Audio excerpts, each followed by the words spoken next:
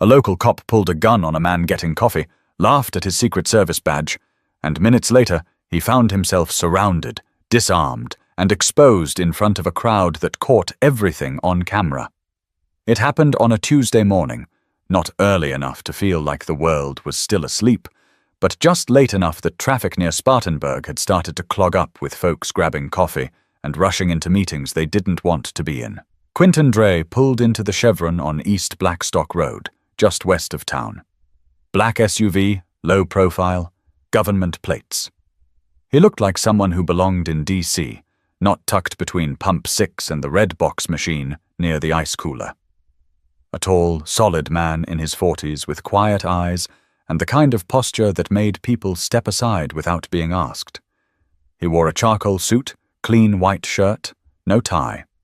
Just the earpiece in his right ear and a small flash of silver at his waist, the badge that only became visible if you were really looking.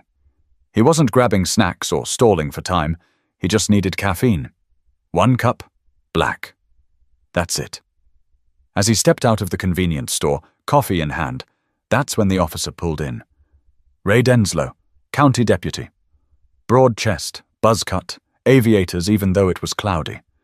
He parked fast, cutting the wheel hard, barely in the lines. Saw Quinton, saw the SUV, saw the suit. And that's all he needed. "You with that vehicle?" he asked, stepping out fast, one hand resting on his sidearm. Quinton looked over calmly. "Yes, sir." "Keys!" Denslow barked, moving closer now. "You got registration? What's your name?" Quinton raised an eyebrow. "Sir, I'm on official duty. I can show you my—" "I asked for your name!"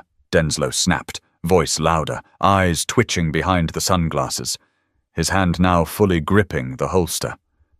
A few folks glanced over from the pumps. One man near the car wash paused, phone in hand. Quinton kept his voice even. "My name is Deputy Chief Quinton Dre, United States Secret Service." That only seemed to fuel Denslow more. He took 2 fast steps forward, close now, posture aggressive. "Don't play games with me," he said. "Everybody's got a story. You look real confident in that suit, huh? That your cousin's car? Brother's? You lifted off somebody?" Quinton blinked. "I can reach for my credentials." "Slowly. They're in my jacket." Denslow snorted. "You think I haven't seen fake badges before?" He took a step back, drew his gun. A woman near Pump 2 gasped audibly. "Hands where I can see them!" he shouted. Quinton didn't flinch. He set the coffee down on the ground, knelt slowly, then laced his fingers behind his head. His voice stayed level. "I am not a threat. My badge is in my left inside pocket." Denslow didn't care. He chuckled, weapon still pointed. "Man thinks he's in a movie." Quinton glanced at the growing number of people stopping to watch. Someone across the parking lot raised a phone. The officer circled slowly, trying to get behind Quinton. "Bet you got backup in that SUV, huh? You recording this with your boys?" Quinton said nothing. Silence was safer. But then came the moment that shifted everything. The moment Denslow leaned down and yanked open the SUV's door. He didn't find drugs. No weapons. Just a laptop docked into the console and a government-issued ID clipped to the glove box lining. He hesitated. Then Quinton spoke, clear enough for everyone to hear. "You just opened a secured federal vehicle without probable cause." Denslow's eyes narrowed. "Yeah? And you just impersonated a federal officer." That's when another car pulled into the station.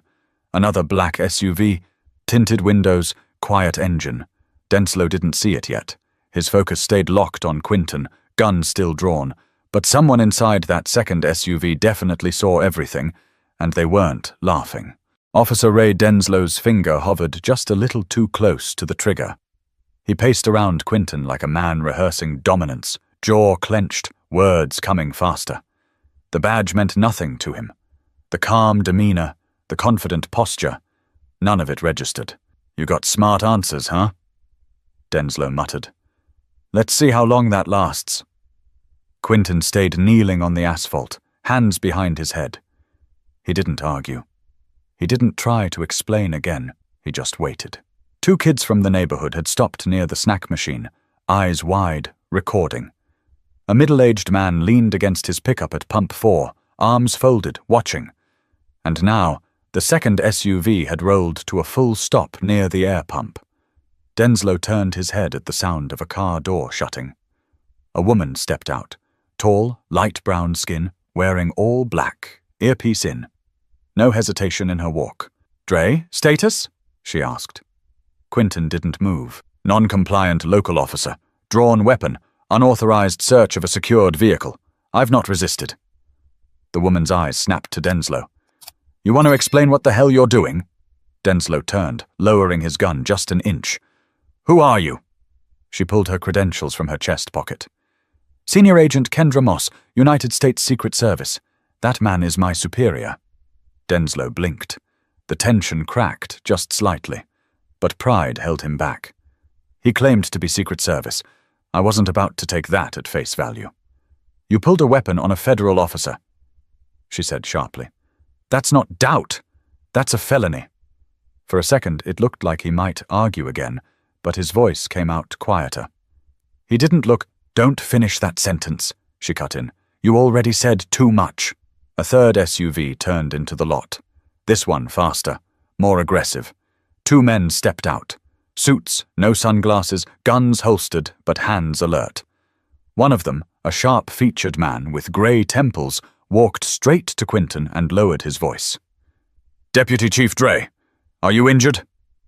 "No, sir." "We're rolling body cams. Witnesses recording.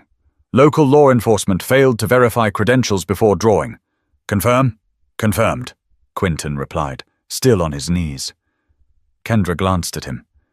"You can stand, sir." Quinton rose slowly. Dust on his pants. Calm. Still. He adjusted the hem of his jacket like he was heading into a boardroom, not standing in a gas station parking lot where a gun had just been in his face.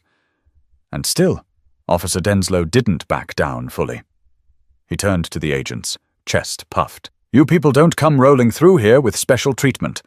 I did what I thought was right." "You thought wrong," the agent with grey temples said. "And you're now the subject of a federal misconduct report." A man in the crowd shouted, "I got it on video!" Another yelled, "He had a gun out on that dude the whole time!"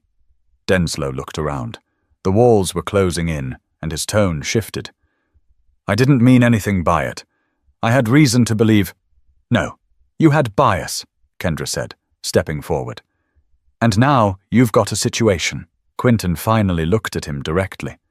His voice was calm, like he was talking about the weather. "I was getting coffee. You decided I didn't belong. That's all this is." Denslow said nothing.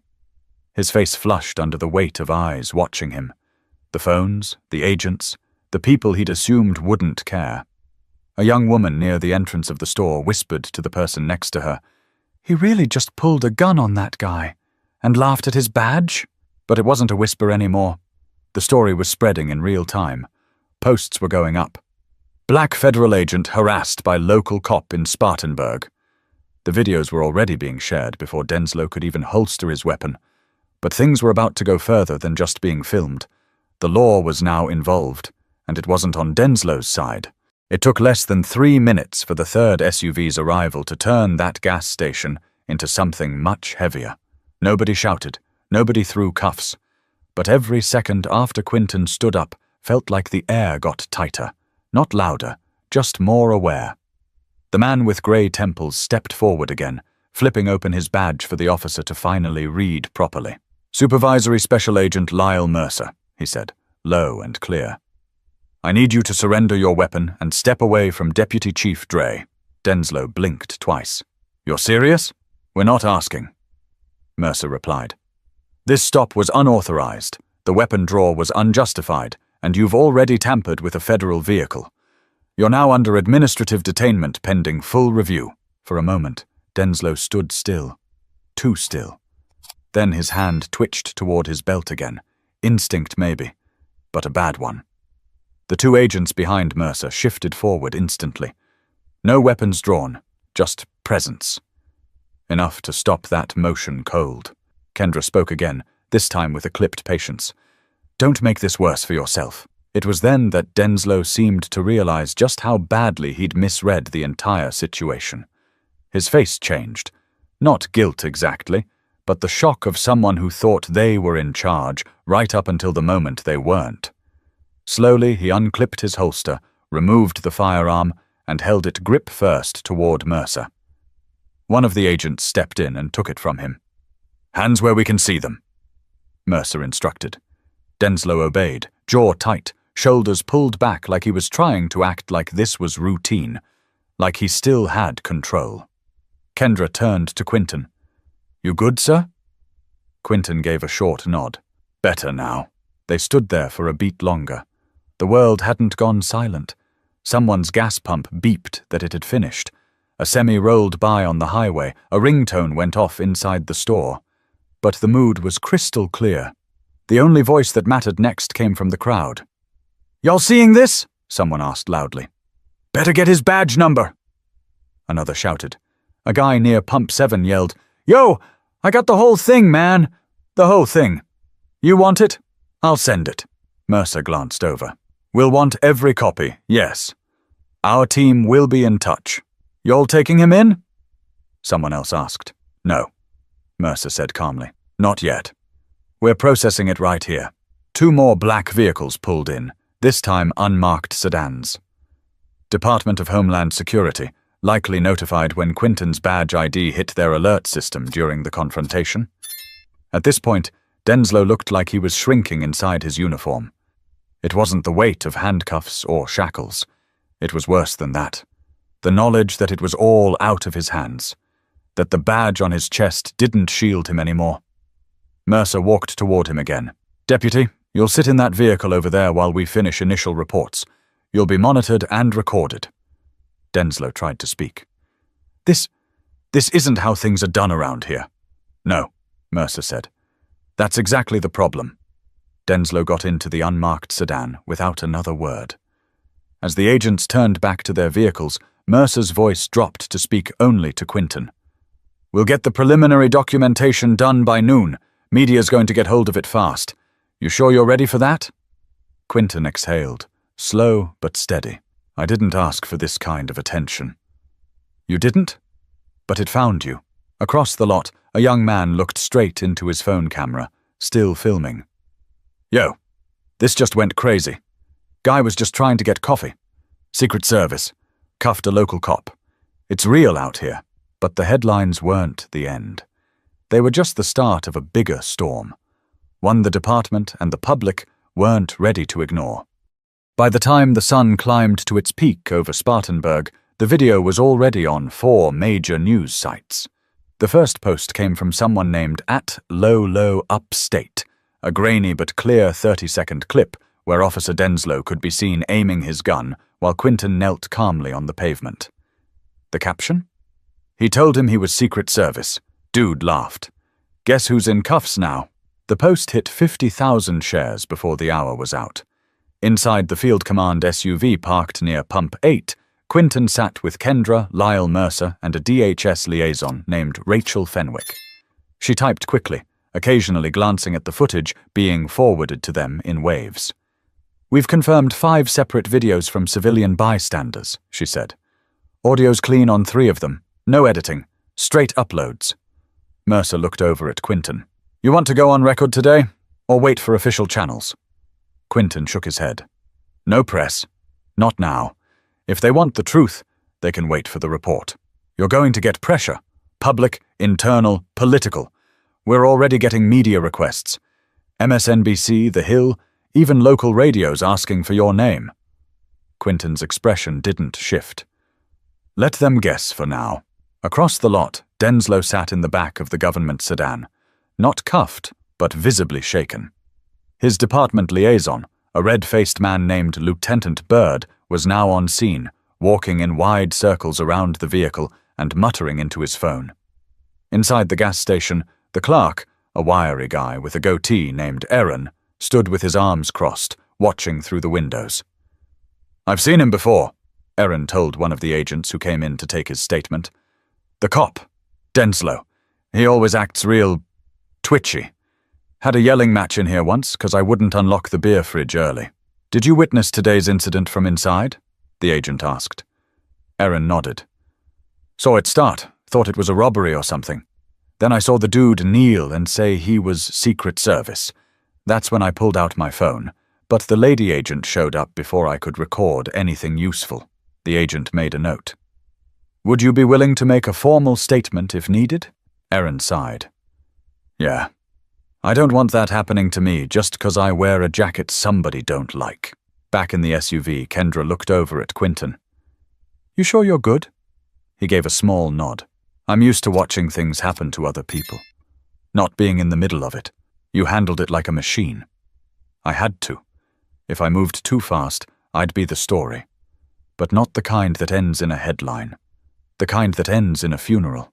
Mercer didn't say anything for a moment.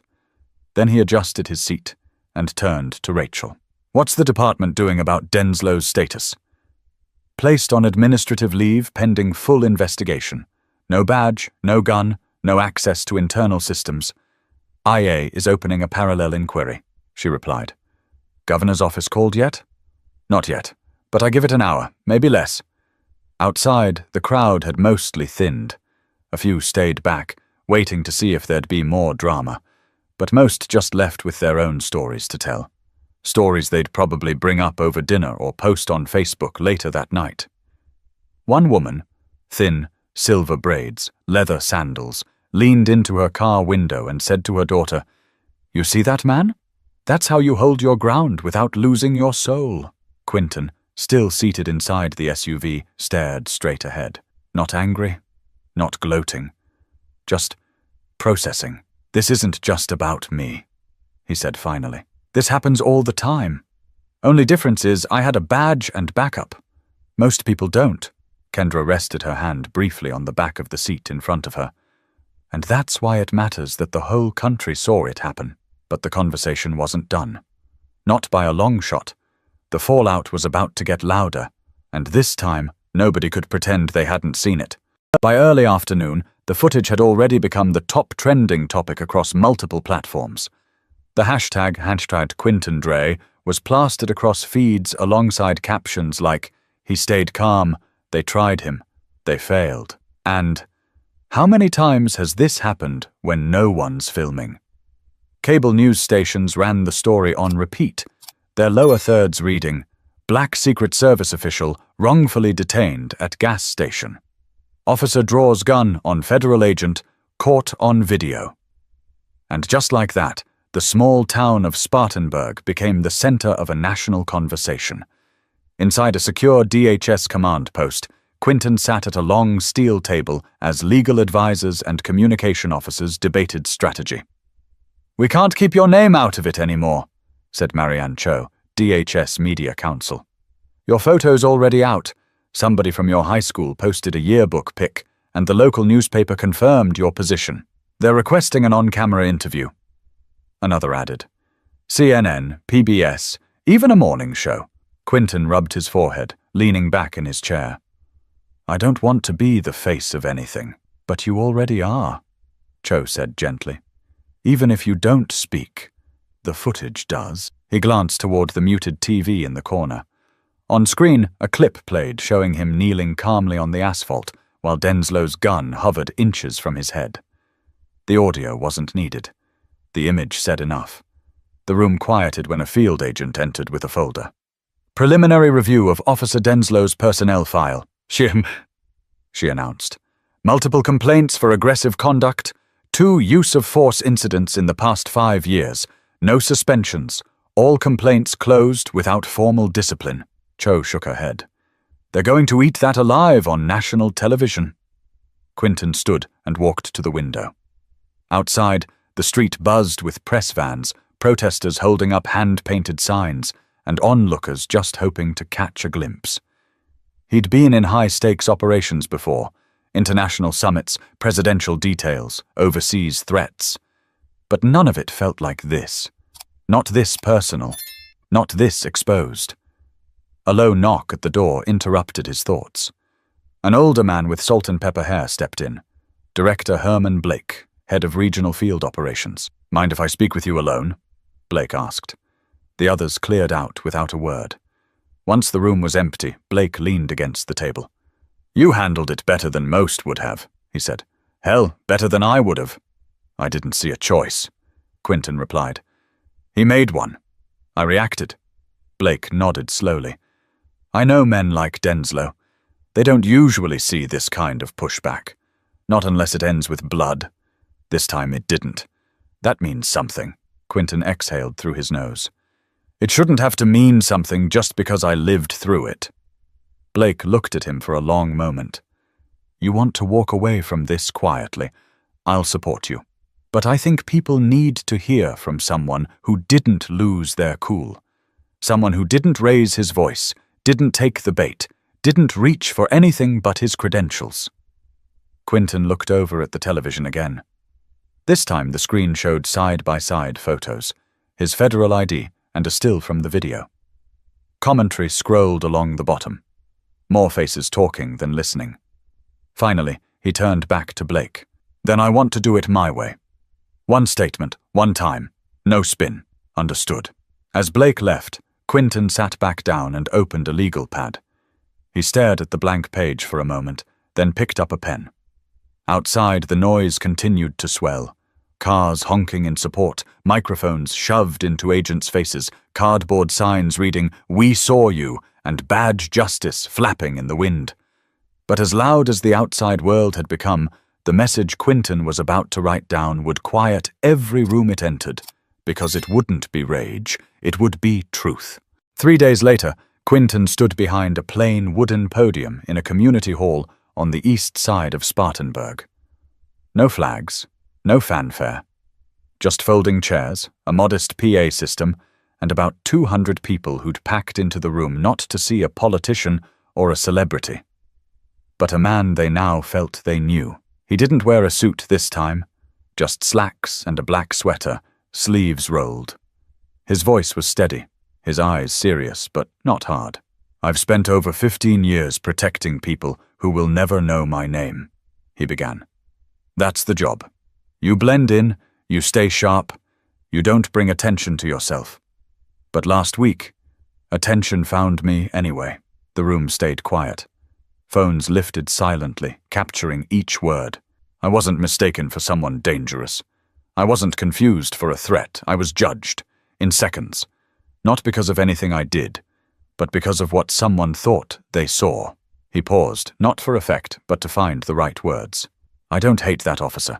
I don't even feel anger anymore. What I feel is disappointment.